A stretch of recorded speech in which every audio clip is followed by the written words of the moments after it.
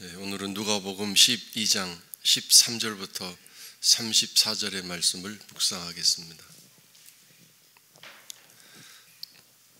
무리 중에 한 사람이 이르되 선생님, 내 형을 명하여 유산을 나와 나누게 하소서 하니, 이르시되 이 사람아, 누가 나를 너희의 재판장이나 물건 나누는 자로 세웠느냐 하시고, 그들에게 이르시되 삼가 모든 탐심을 물리치라.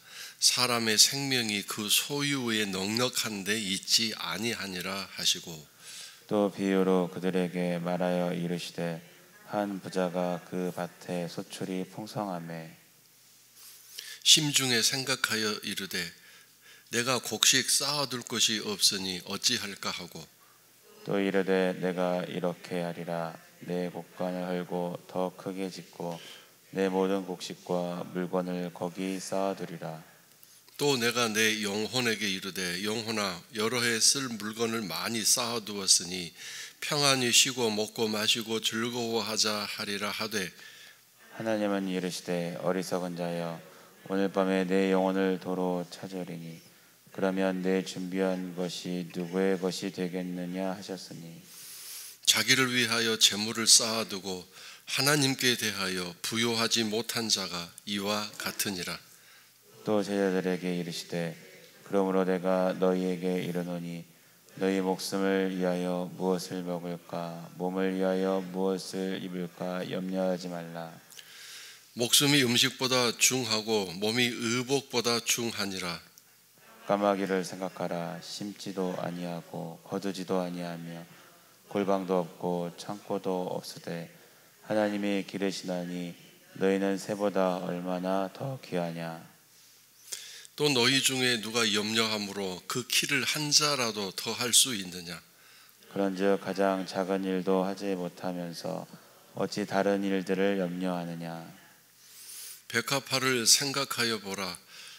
실도 만들지 않고 짜지도 아니하느니라.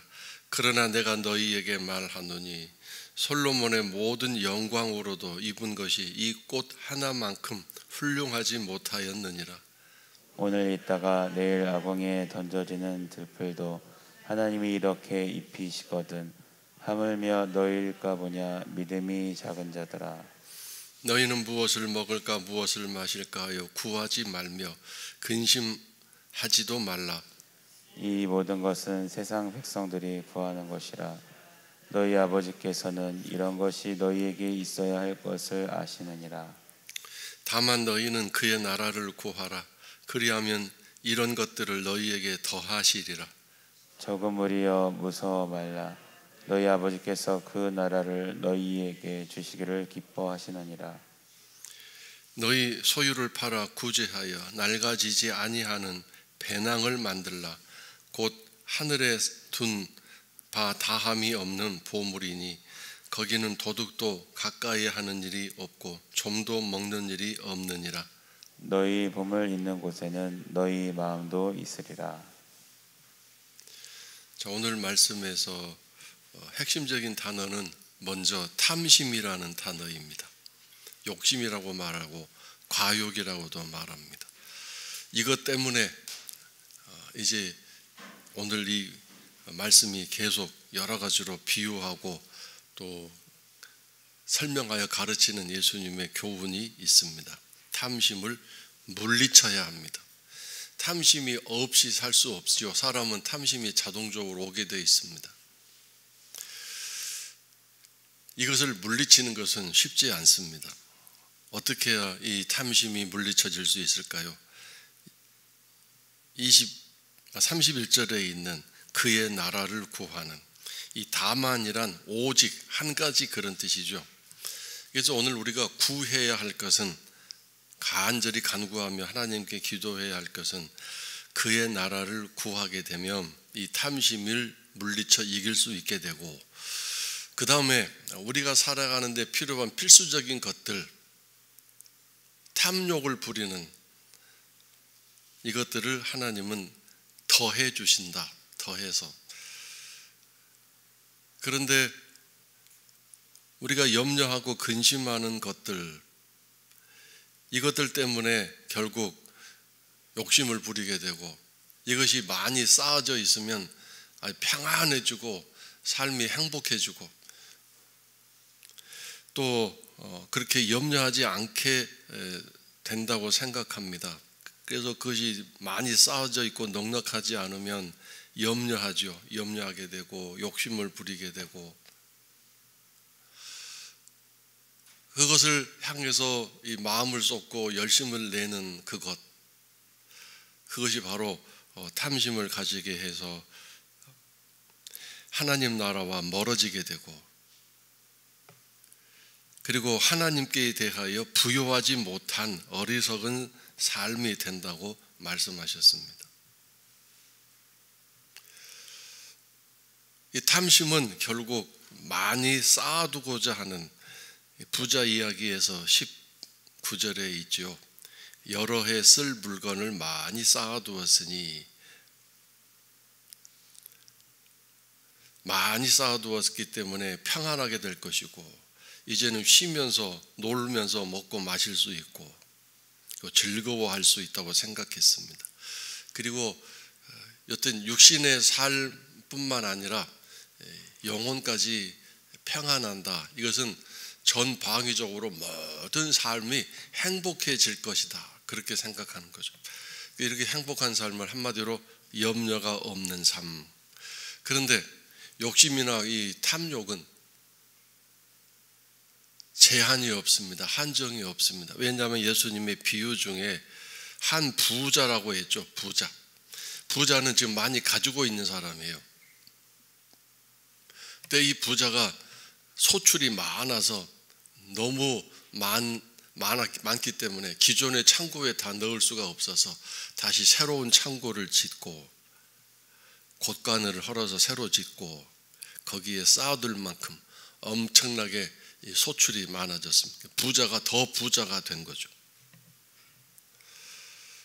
그래서 이게 자기 창고 곳간을 헐고 더 많이 쌓아 놓았을 때에서야 비로소 내 영혼아 평안하자. 나는 정말 이제 행복하다. 걱정 근심이 없다. 이렇게 생각했습니다. 여러 해 쓸 물건을 쌓아 놓고 그때서야 조금 안심이 되는데 이 사람이 정말 그것으로 만족하고 더 이상 나는 필요 없다고 생각했을까요?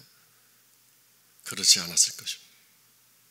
계속해서 해마다 소출이 더 늘어나게 될 텐데 계속 그것에 대한 관심과 생각이 끝없이 뻗어나갔을 것이고 그 욕심은 계속해서 그 부자를 더 큰 곳간을 짓는 것으로 그래서 더 안심할 수 있는 몇 년이 아니라 몇십 년 쌓아둘 수 있는 그런 삶이 되기를 바랐을 것입니다. 오늘 우리가 하나님 나라에 대해서 부자가 되어야 하는데 하나님에 대해서 부요하지 못한 자가 되어서는 안 된다. 이런 사람을 믿음이 없는 사람이다 라고 말씀하셨죠. 믿음이 없는 사람이다.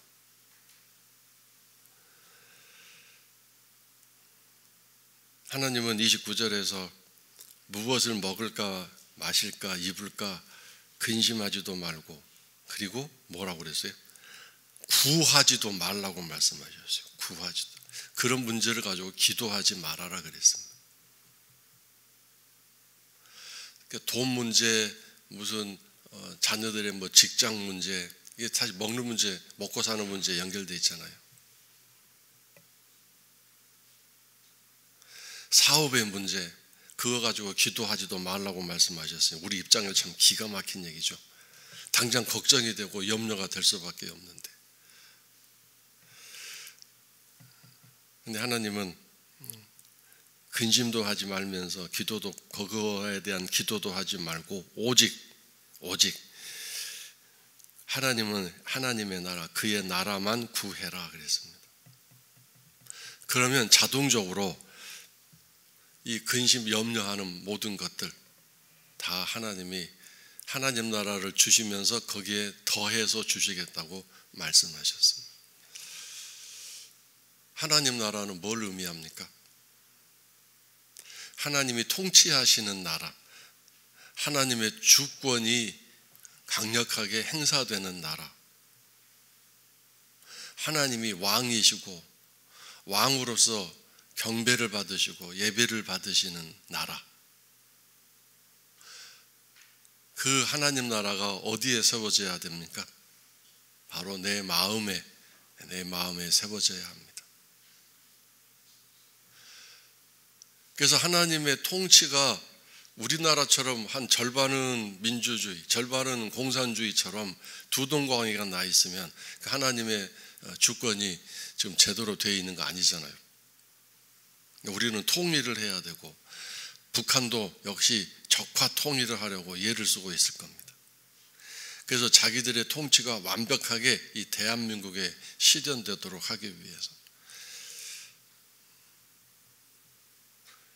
그러면 어느 나라 입장에서든 대한민국에서든 북한에서든 좀 완벽한 나라가 되어 있지 않잖아요. 완벽한 통치가 되어 있지 않지 않습니까? 우리는 하루빨리 민주주의 국가로 저 북한까지 통일이 돼서 저 북한에도 교회가 세워지고 하나님을 찬양하는 그런 예배하는 나라가 되었으면 좋겠는데, 저 북한이면 우리 생각과 같습니까? 자기들은 공산주의로 이 남한을 다 통일해서 자기들 나라 세우고 싶겠죠. 어쨌든 양자 입장에서 이 대한민국은 좀 불완전한 나라라고 할 수밖에 없습니다. 하나님도 마찬가지죠. 내 마음이 완벽하게 100% 하나님의 통치를 받는다면 그것은 하나님 나라입니다. 명색이 모름지기 하나님 나라인데 80% 하나님 나라, 90% 하나님 나라, 나머지 퍼센트는 이 나라 저 나라 세상 나라에게 주고 있다면 그것이 하나님 나라 아닌 것입니다. 하나님도 자존심이 있으시지 내 마음을 한 80% 아니 내가 한 95% 드렸다고 할 때 내가 기쁘구나, 온전한 나의 하나님 내 나라다라고 이렇게 주권을 행사하실 수 있겠습니까? 그 5% 못 드리고 안 드린 것 때문에 하나님 나라는 좀 완전하게 세워지지 않은 것이죠. 그 문제를 가지고 계속 기도해야지 이제 95% 하나님 나라 드리면서 내놓지 않는 그 5%를 움켜쥐고 앉아서 그러고 앉아 있으면 내 안은 나라는 왕과 하나님이라는 왕이 서로 다투게 되는 형상이니 하나님이 그런 걸 보기 싫어하시는 거죠. 그것이 5%가 아니라 1%라도 마찬가지입니다. 그러므로 이 하나님 나라를 구하라는 말은 내 안, 내 마음, 내 심령이 어떠한지를 정확하게 깨닫고 그것도 늘 말씀을 통해서 지적을 받고 찔림을 받았을 때 그것을 내놓아야 하는데, 근데 수시로 바뀌는 것 같습니다.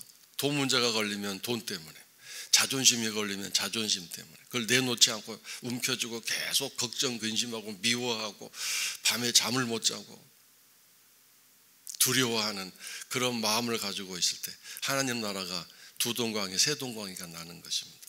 그래서 계속 하나님 나라가 이렇게 늘 공격을 받습니다. 침범을 받습니다. 강력한 공격을 받는 거죠. 그러니까 우리가 약하기 때문에 그런 문제에 대해서 기도함으로 빨리빨리 하나님께 그 마음을 넓혀드리는, 포기하는, 그런 것들을 포기하는, 나는 하나님 나라를 포기할 수 없습니다. 그러나 그런 것들은 포기할 수 있습니다. 하나님은 모든 세상의 왕이시고 다스리고 통치하시는 능력의 왕이시니 내가 하나님께 내 마음을 내려놓습니다. 이런 강력한 포기가 일어날 때 하나님이 그 나라를 다스리시면서 우리 삶에 필요한 것들을 공급해 주시는 것입니다. 제가 새벽 기도를 하기 위해 집 문을 열고 짧은 거리지만 사택에서 여기까지 오는 순간에 갑자기 제 지난 삶을 생각해 보면서, 오늘의 현재의 내 삶을 생각해 보면서 내 모든 삶은 다 하나님의 은혜였구나, 내 모든 삶은 하나님의 기적이었구나, 하나님의 은혜와 기적이 아니었으면 오늘 내 삶은, 이 현재의 삶은 없었을 텐데 하는 생각이 순식간에 갑자기 들어왔습니다. 그래서 이곳에 와서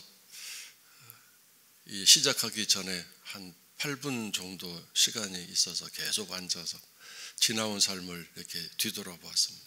저 젊어서부터 지금까지 짧은 시간이지만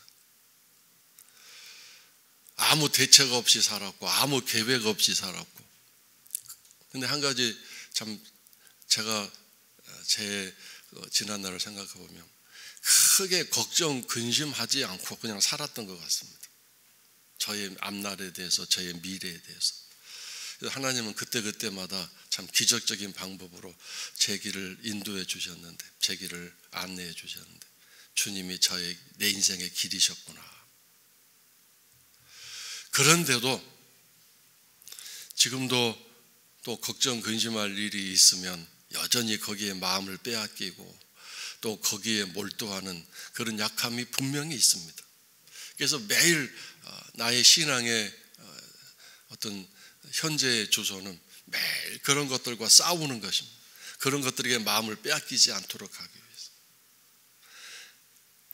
그래서 세상 백성들이 구하는 것이다 라고 말씀하신 이 부분을 잘 보십시오. 30절에 세상 백성들이 구하는 게 뭐라고 그랬어요? 이 모든 것, 먹을 것, 마실 것, 입을 것, 직장 문제, 돈 문제, 뭐 건강 문제, 이 몸에 관한 문제, 영혼에 관한 문제가 아니라 어떻게 살까 하는 이 사실 근심이 되죠. 어떻게 살까? 당장 눈앞의 문제니까. 근데 이런 문제로 마음을 빼앗겨서 거기에 근심하고 그래서 또 마음이 약해져서 하나님 도와주세요 하는 거, 물론 그것은 사실은 엄밀한 의미에서 나쁜 건 아닙니다. 왜냐하면 그런 걱정 근심을 다 토해 놓아야 마음이 평안해질 수 있으니까. 단지 그것만 구하는 사람이 되어서는 안 되겠습니다.